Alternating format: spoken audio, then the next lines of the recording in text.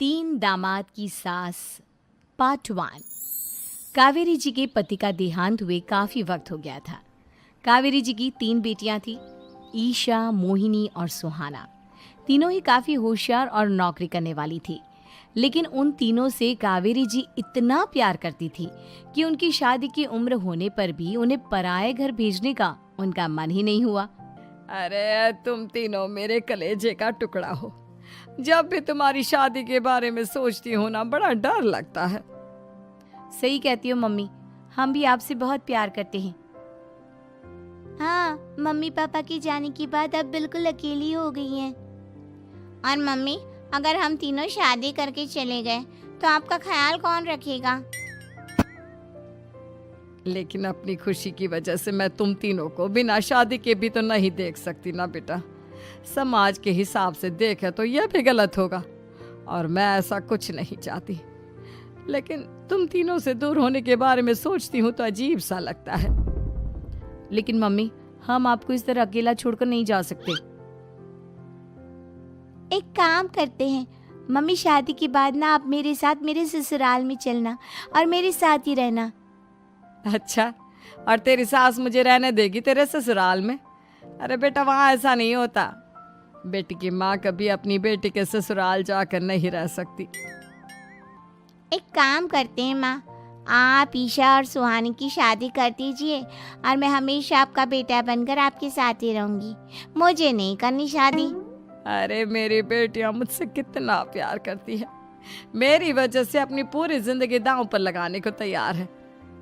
लेकिन मैंने ना इससे भी एक अच्छा उपाय सोचा है। क्या मम्मी? अगर आपके पास कोई सोल्यूशन है तो फिर क्यों परेशान हो आप? बताइए, क्या करना चाहती हैं आप? मैंने सोचा है कि अखबार में इश्तिहार देकर तुम तीनों के लिए 3 घर जमाई दामाद ढूंढ लूंगी। वैसे भी नौकरी तो तुम तीनों अच्छे से कर लेती हो, कमा भी अच्छा खासा लेती हो। कोई भी लड़का तैयार हो जाएगा तुमसे शादी करने के लिए।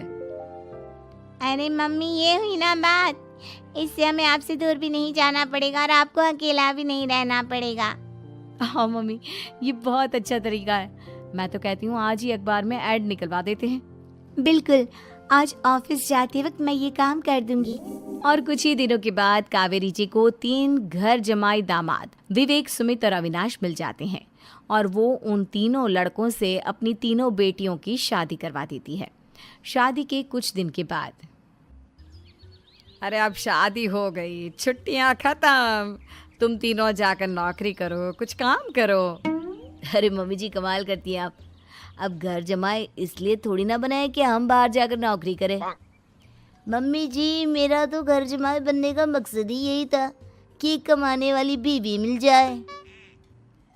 बाहर जाकर काम करने से तो मेरा दिल घबराता है। घर का कोई काम है तो बता दीजिए मुझे। अगर ऐसी बात है तो शाम का खाना बनाओ।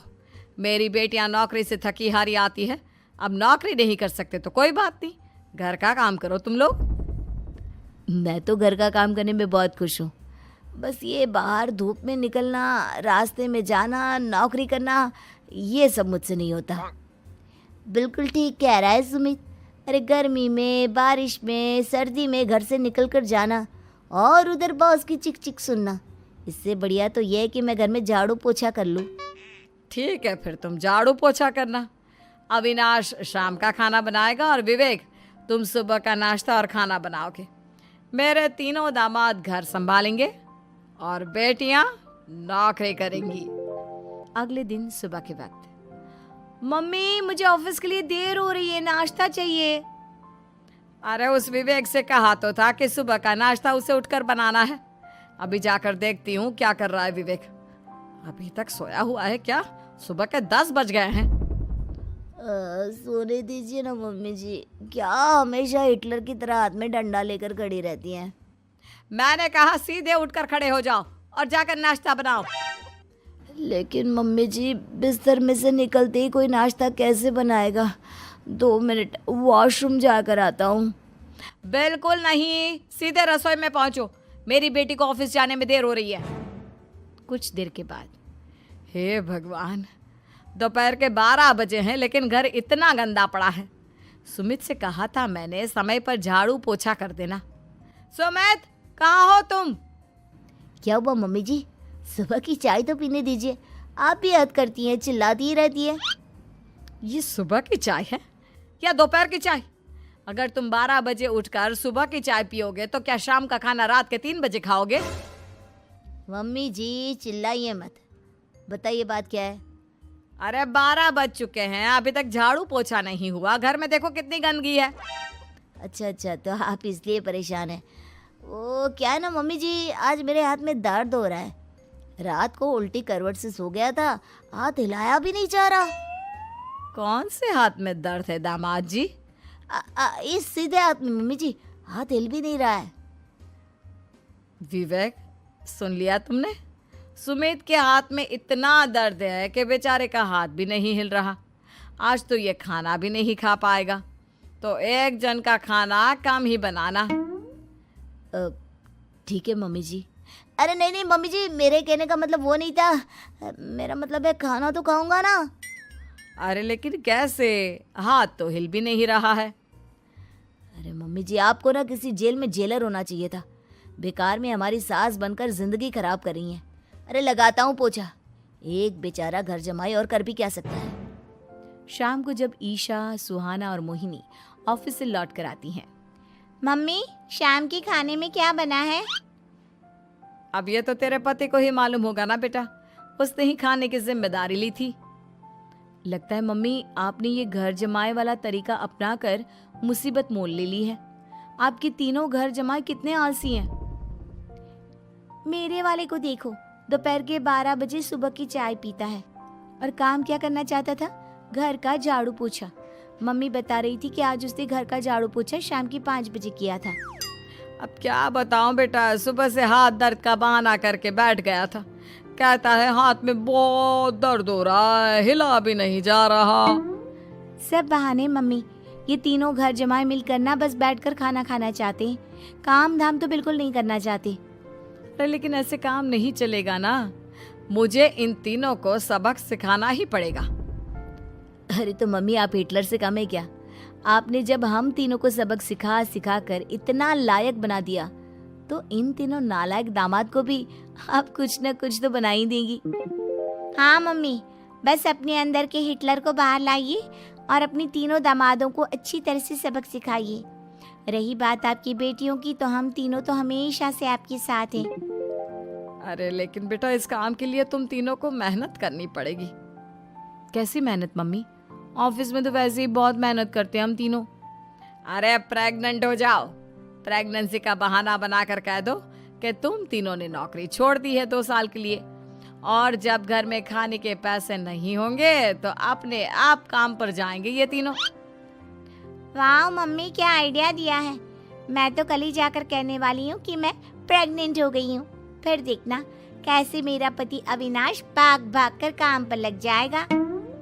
और फिर 2 दिन के बाद, सुमित, मैं ना प्रेग्नेंट हूँ और इसलिए अगले 2 साल के लिए मैंने अपनी जॉब छोड़ने का फैसला ले लिया है। विवेक, पापा बनने वाले हो तुम। अब से ना तुम्हें ऑफिस जाना होगा, क्योंकि मैं तो 2 साल के लिए छुट्टी पर चली गई हूँ। अविनाश, अब तुम्हें जिम्मेदारी संभाल लेनी चाहिए, वरना ये घर कैसे चलेगा। हम दोनों मम्मी पापा बनने वाले हैं। लेकिन कावेरी के तीनों आलसी दामादों पर अपनी बीवियों की बात का कोई असर नहीं हुआ। धीरे धीरे कावेरी जी को चिंता होने लगी, क्योंकि उनके प्लान के हिसाब से तीनों बेटियों ने ऑफिस जाना बंद कर दिया था। आखिर क्या तरीका अपनाएंगी कावेरी अपने आलसी दामादों को काम करना सिखाने के लिए? जानने के लिए सुनिए इस कहानी का पार्ट 2। 3 बेटियां। सरिता के घर में 3 बेटियां थीं। 2 नौकरी करती तो एक पढ़ाई। अरे दवाई खत्म हो रही है, कोई है जो लेकर आएगा? तभी बड़ी बेटी रिया आ जाती है। हाँ पापा, ये रही आपकी दवाई। अभी खत्म होने में वैसे 2 दिन बाकी हैं। 2 दिन पहले ना बोले तो कौन सुनेगा? चिल्लाना तो पहले से पड़ता है ना कि सामान खत्म है। अच्छा जल्दी से छोटी चाय बना दे दीदी के लिए। जी माँ। और हाँ, पकोड़े तल लेना, बारिश का मौसम है, मजा आ जाएगा। मैं बाजार से आलू ले आती हूँ, माँ खत्म हो रहे हैं। घर का सारा काम बिल्कुल परफेक्ट चल रहा था। दोनों बेटियां पढ़ाई के बाद नौकरी कर रही थी और छोटी पढ़ाई, पिता की पेंशन और अपना मकान। लेकिन पास की कमला चाची, और अरे आसिया की माँ, तुम लोगों को कितने सालों से देख रही हूँ, परेशान ही देखा। भगवान एक बेटा दे देता तो। अब किसी जन्म का कर्म खराब रहा होगा चाची, जो लड़का नहीं हुआ। वैसे काश एक लड़का हो जाता। पास छोटी बैठकर पढ़ रही थी। वो माँ की बात सुनकर किताब बंद कर देती है और खिड़की में खड़ी हो जाती है। खिड़की के बाहर रवि, जो कि पास ही में रहता है। अरे छुटकी, क्या सारा दिन किताब में नजर गड़ाई रहती है? मैं नकल करना सिखा दूंगा, तू आराम से पास हो जाएगी। आजा, चलना, सब बाहर खेल रहे हैं। तू तो लड़का है, फिर पढ़ता क्यों नहीं? तेरे सर पर तो माँ पिता की जिम्मेदारी भी है ना।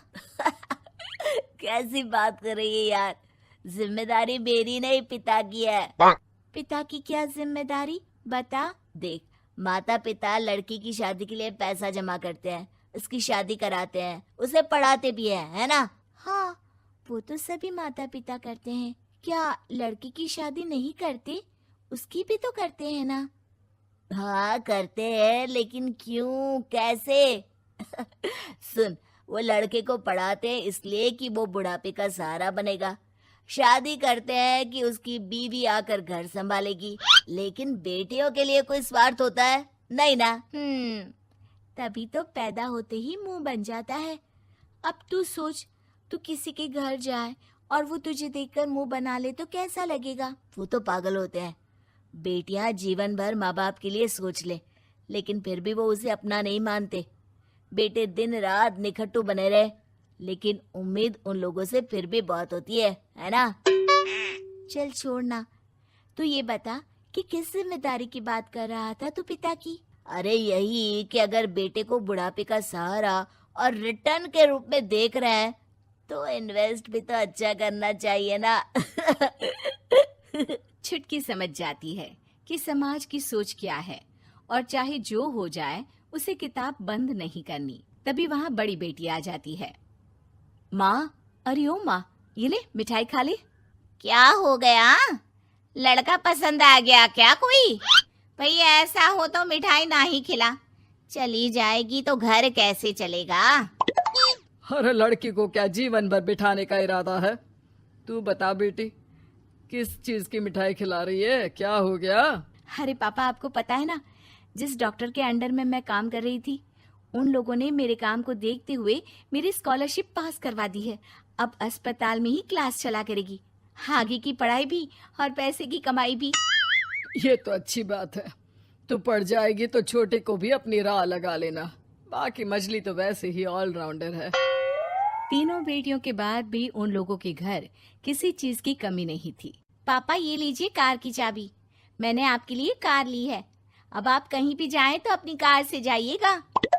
अरे क्या जरूरत थी, जितना खर्च करोगी दहेज मांगने वालों के मुंह भी उतने ही खुल जाएंगे। तो हम दीदी की शादी ऐसे घर में करेंगे ही नहीं जहाँ शादी के लिए पैसे मांगने की जरूरत हो। अरे जो खुद खड़ा नहीं होगा वो हम लोगों के कंधे में क्यों शादी करेगा? क्यों पापा? अरे शादी में तो दहेज मैंने भी लिया था, तो क्या मैं तेरी माँ के कंधे पर हूँ? खुद की पेंशन है, बेटियां कमा रही हैं, मजे हैं। बस एक मलाल है कि बेटा नहीं हुआ। पापा, जब आपने बोला कि मजे हैं, मैं तभी समझ गई थी कि अगली लाइन में आप यही बोलेंगे कि मलाल है। कोई बात नहीं पापा, फिलहाल आप ये कार लेकर घुमाओ। माँ तुम भी जाओ पापा के साथ। दोनों पति पत्नी बेटी की दी गई गिफ्ट कार में बैठकर घूमने निकल रहे थे कि पड़ोसी बोल पड़ता है, अरे भाई साहब, नई कार, यहाँ तो साइकिल भी बेचने की नौबत है। नजर ना लगाइए भाई साहब, जीवन में कार का सपना पूरा होना हम लोगों के लिए तो बहुत बड़ी बात है। हाँ हाँ, लाखों की कार हम हजारों की कमाई वालों के लिए कहाँ मुमकिन थी, ऊपर से तब जब कोई बेटा भी नहीं है। वैसे भाई साहब, आपकी साइकिल बिक क्यों रही है? भगवान की दुआ से तो आपके 4 लड़के हैं। हाँ हाँ, आपको तो हेलीकॉप्टर से घूमना चाहिए। और खाक हेलीकॉप्टर भाई साहब, अब क्या छुपाना। 2 लड़के तो कुछ कमाते ही नहीं, सारा दिन टीवी मोबाइल में लगे रहते हैं। और बड़े 2 जो किसी तरह जिम्मेदार बने भी हैं, बहू के कहने पर 1 पैसा हम लोगों को नहीं देते। ना इज्जत है ना मान सम्मान। हाँ भाई साहब, भाभी बता रही थी, बहू के होते हुए भी नौकरानी की तरह सारा दिन लगी रहती है घर के कामों में। आप किस्मत वाले हैं भाई साहब, जो बेटियां घर के साथ साथ बाहर का काम भी पूरी जिम्मेदारी से संभाल रही हैं। हाँ वो तो है, लेकिन कब तक?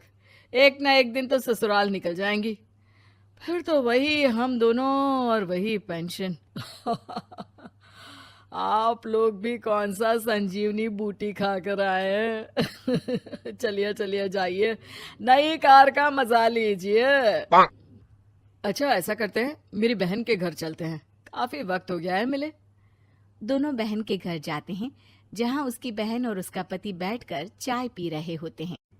अरे भाई भाभी, आज रास्ता कैसे भूल गए आप लोग?